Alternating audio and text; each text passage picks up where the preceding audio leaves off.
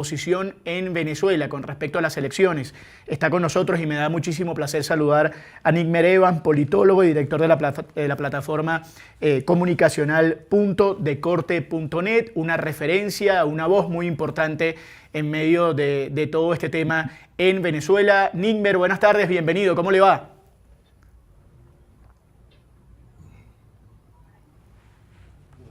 Ya vamos estamos viéndolo, pero sí, no lo estamos escuchando. Ya vamos a vamos comunicarnos nuevamente con Nikmer precisamente a hablar. A ver, hola Nikmer, buenas tardes. Sí, yo los escucho fuerte y claro. Ahora sí, perfectamente. Okay. Nikmer, bienvenido a Venezuela al Día. Estamos, digamos, tocando este tema con Valentín Herrera, con Santiago Martínez en Caracas. ¿Qué información manejan ustedes con respecto a esa posible división dentro de la oposición, tomando en cuenta el tema de las elecciones propuestas por el Estado, por el chavismo? Bueno, yo creo que lo primero que hay que hacer es hacer precisiones en relación a los márgenes que representan esta posible división. Fíjate, lo primero es entender que la mayoría democrática, así ratificada el 28 de julio, las fuerzas políticas que condujeron a la victoria del 28 de julio tienen una postura mayoritariamente en contra de participar en las elecciones del 25 de mayo.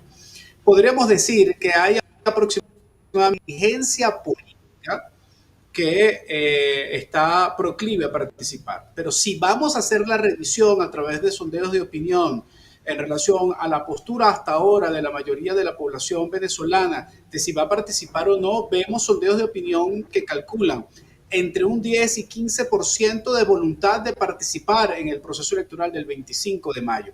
Eso quiere decir que cuando bajas a las bases, la voluntad de la gente es mucho menor. Esto podría incrementarse si hay algún factor de aquí al 25 de mayo que pudiese motivar a la participación, pero la motivación a la participación electoral está restringida. ¿Por qué? Está restringida fundamentalmente por el desconocimiento de las pruebas del resultado del 28 de julio del 2024 que dan como ganador a Edmundo González Urrutia.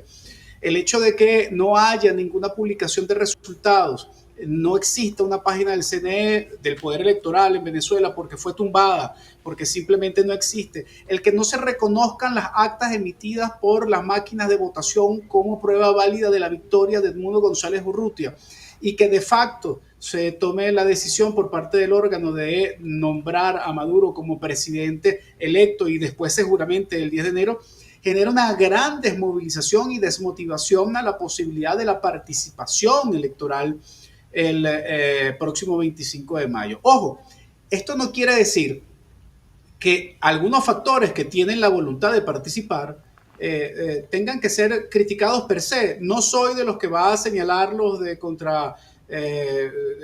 antinacionalistas, de contrademócratas. No, hay también una variedad de posturas, algunas honestas, otras no tan honestas, pero la dificultad que existe en Venezuela de poder darle razón a quienes hoy están convocando a participar en las elecciones del 25 de mayo, entre ellos Un Nuevo Tiempo, Movimiento por Venezuela, Capriles, que prácticamente pretende dividir a Primero Justicia en ese tema, es la razón por la cual están convocando.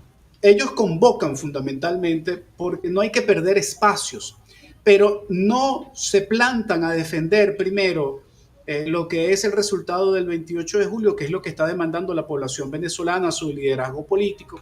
Segundo, no se plantan a defender el artículo 5 de la Constitución, ni a defender la Constitución que está vigente, ni se oponen de manera concreta al hecho de la reforma que está planteada de manera arbitraria por parte de la administración de Maduro, pero aún más, no hacen énfasis en el hecho del reconocimiento de las actas electorales como el elemento válido y fundamental para poder hacer auditoría y verificar el resultado de esas elecciones y de las próximas. Así que lo que se muestran son absolutamente débiles para poder participar en unas elecciones que no van a poder defender sus resultados. Además, tampoco se plantan ante el tema de los derechos humanos y los presos políticos, tema que estaban tocando ustedes recientemente. Y el otro elemento fundamental es el tema de que van a una campaña un sector político que dice ser de oposición a quienes están en la administración de Maduro, pero no hablan del salario, no hablan de las necesidades del pueblo venezolano, sino solamente de la terquedad de participar en un proceso electoral sin argumentos y sin posibilidad de que haya verdaderamente un planteamiento de resistencia y de defensa a los resultados del 28 de julio. Sí, y me tocabas un punto muy importante que tiene que ver con no perder esos espacios, independiente, digamos, también de la desconfianza que haya o de estas situaciones con los presos políticos, que muchas de esas detenciones se han dado en marco de las elecciones pasadas. Pero entonces, hablando de este cronograma de diferentes jornadas electorales que se tienen en este 2025, incluso con una posible reforma a la Constitución, pues que está impulsando Maduro, ¿cuál debería entonces ser la prioridad en este caso de la oposición, pues para no perder esos espacios, pero también seguir impulsando la confianza digamos, en un sistema electoral que no necesariamente la tiene? La prioridad fundamental es no caer en la agenda de división por parte de la administración de Maduro hacia la mayoría democrática, así escogida el 28 de julio. ¿Qué quiere decir esto? Que quienes se dejan marcar la agenda después de haber ganado una elección de manera democrática y haber sido víctimas de fraude electoral, no puede ser volver a una elección sin condiciones. No puede ser volver a una elección de menor grado sin tratar de luchar por el resultado del 28 de julio. En este sentido, y sin dejar de lado el argumento de no perder espacios, el hecho es que el tema es o recoger migajas o efectivamente poder darle la razón a la mayoría democrática que empezó el 28 de julio. O sea, cuando se asume la posibilidad de participar electoralmente, pero no es para la defensa de un resultado electoral que ha sido arrebatado, ni para la defensa de los derechos humanos, ni para la defensa de la Constitución del 99, ni para la defensa del derecho que tienen los trabajadores a tener un salario digno en Venezuela. Recordemos que hoy los trabajadores ganan ya menos de $2 mensuales en su salario mínimo.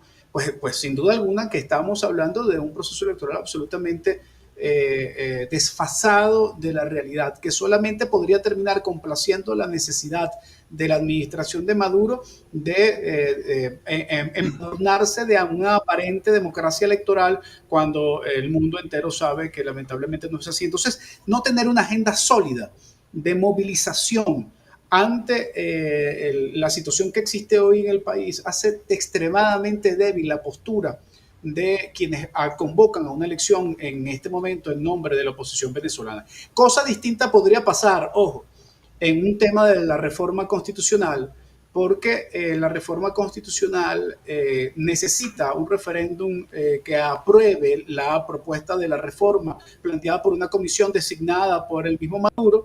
Y esto podría generar una movilización distinta, no solamente para rechazar la propuesta, sino además también incluso, llegado el momento, si se llega a consultar a través de referéndum, para tener que movilizarse a votar. Por eso es que el abstencionismo per se, por sí mismo, no tiene sentido tampoco, y esto hay que analizarlo desde la otra perspectiva. O sea, la gente está decepcionada por cargos de elección popular, pero cuando es un proceso de decisión determinante, como es la posibilidad de avanzar en la construcción de un Estado comunal, tal como ha planteado Maduro de manera permanente, y disolver prácticamente lo que es la posibilidad de la representación a nivel regional, a nivel local, pues creo que esto podría movilizar mucho más a la gente, y la conducción opositora debería evaluar entonces si participa o no en un proceso de referéndum a la Constitución. Es decir, Nigmar, ¿tú crees entonces que es posible que en caso de un referéndum a la Constitución sí se llame a votar, aunque el proceso anterior, que es el que viene ahorita, que es regional y legislativo, se llame una extensión? O sea, que dependiendo del tipo de votación o de lo que vaya a elegirse o a aprobarse, pueda variar esta postura de la oposición. Así ha sido en los últimos años. Fíjate que para el año 2018 la gente decidió no ir a votar. La conducción política de la oposición no se puso de acuerdo en un candidato, sin embargo había uno, y simplemente la gente decidió no ir a votar. Pero la gente decidió ir a votar el 28 de julio del 2024. La gente no decidió ir a votar en el referéndum. Aquí no hay que sobredimensionar la capacidad de la conducción política. La conducción política puede decirle a la gente lo que puede hacer, pero la gente tiene también la capacidad de decidir qué es lo que puede hacer. Lo estoy evaluando desde la perspectiva de lo que creo que la gente puede estar percibiendo en este momento. La gente está totalmente desestimulada a ir a votar a una Asamblea Nacional y a unas gobernaciones que al final saben muy bien que pueden ser voladas de un plumazo por parte de la administración de Maduro, porque puede meter a un gobernador preso, porque puede destituirlo o porque puede meter y sacar diputados como le da la gana. Pero cuando es el debate sobre la reforma de una constitución para cambiar el modelo del sistema político venezolano, yo creo que esto podría motivar no solamente a la movilización electoral, sino a la movilización en la organización de protestas y agitación de los ciudadanos. Y creo que la conducción política de la oposición debe tener termómetros que permitan medir de manera mucho más asertiva esto para poder orientar la conducción política en ese sentido y no descartar por completo el hecho de participar o no en determinados procesos de consulta o de elección según sean el tipo. Estamos conversando con Nigmar Evans, politólogo, director de la plataforma comunicacional puntodecorte.net. Nigmar, ya te vamos a despedir, sabemos que también tienes ocupaciones, te agradecemos muchísimo que hayas estado con nosotros, pero quiero preguntarte si tú en tu experiencia ves o crees que en algún momento existan condiciones reales como para que la oposición vuelva a creer en unas elecciones. Es decir, que si en algún momento de todo este proceso se puede presentar unas condiciones ideales en las que la gente pueda retomar la confianza, dado lo que acaba de pasar y todo lo que describes en función a este nuevo llamado. Fíjate, si no logra satisfacerse la expectativa de cambio a partir del resultado del 28 y frustrada esta intención, podrán pasar varios procesos electorales, pero inevitablemente la mayoría democrática tendrá que volver a participar en algún proceso que se dé, depende de la coyuntura y de las circunstancias. Ahora bien, la verdad es que creo que esa participación no va a estar medida exactamente por las condiciones. Para que haya condiciones debe haber dos elementos fundamentales. Una, que haya un proceso de negociación y dos, que la administración de Maduro verdaderamente cumpla con lo que se haya acordado para que haya condiciones electorales en Venezuela. Hay un sector internacional que está presionando para que haya una repetición de elecciones. Esto ha ido agarrando fuerza. Recientemente el nuevo presidente electo de Uruguay ha ratificado esto que planteó en algún momento Petro y que ha secundado en algún momento Lula. No sé si esto va a dar algún tipo de resultado, si esta presión por esta línea de izquierda en América Latina va a tener alguna incidencia sobre Maduro, pero la verdad es que aquí lo que tenemos que tener claro es que todo lo que sucede en Venezuela va a depender fundamentalmente de lo que se pueda lograr internamente. Que las expectativas de resolución del conflicto de Venezuela, ubicando el locus de control, el elemento externo como el más importante, puede generar grandes frustraciones, aunque no se descarte que pueda generar ayudas en manera positiva si esto efectivamente llega a lograrse. Pero sigue siendo, después de 25 años, la presión interna y lo que se haga dentro del país lo que va a poder de manera definitiva lograr la transformación del modelo político venezolano. Y esto no debe ser frustrante. Esto debe ubicar en el plano de la realidad lo que va a desencadenar un cambio en Venezuela, así como sucedió el 23 de enero de 1958. Nuestra historia está precedida exactamente no de injerencia externa, sino de capacidad interna en la resolución del conflicto. Nigmar, ¿crees que la gente que participe de la oposición en este llamado a elecciones va a quedar marcada por esa situación? Es decir, que tengan que luego subir esa cuesta que va a significar el hecho de aceptar ir a esas elecciones? No, no lo creo. Así como Henry Falcón participó en el 2018 y algunos lo catalogaron de traidor, sin embargo hoy Henry Falcón ha sobrevivido a estos señalamientos pues está claramente identificado con un sector que está en contra de la administración de Maduro. Históricamente, Jovito Villalba en 1957 participó en 1952 o 53, perdón, participó en un proceso de referéndum de consulta a una constitución en el marco de la dictadura de Pérez Jiménez y tampoco quedó estigmatizado. O sea, creo que no hay que poner las cosas en blanco y negro. Por supuesto que hay un sector en Venezuela que le rinde pleitesía y que es una oposición complaciente a Maduro, eso está muy claro. pero al final la idea es que todas esas fuerzas, incluyendo esas, puedan sumarse al esfuerzo de poder transformar el país. Así que excluir en este sentido no tiene mucho sentido si en algún momento hay la capacidad de poder dar una conducción política que oriente hacia un objetivo común de todos los venezolanos. Nicky, muchísimas gracias por tu tiempo y bienvenido siempre a Venezuela al Día. Gracias a ustedes. Éxitos. Bueno, Nickmer Evans en el final del programa, con todo lo que hay alrededor de este tema y la posible división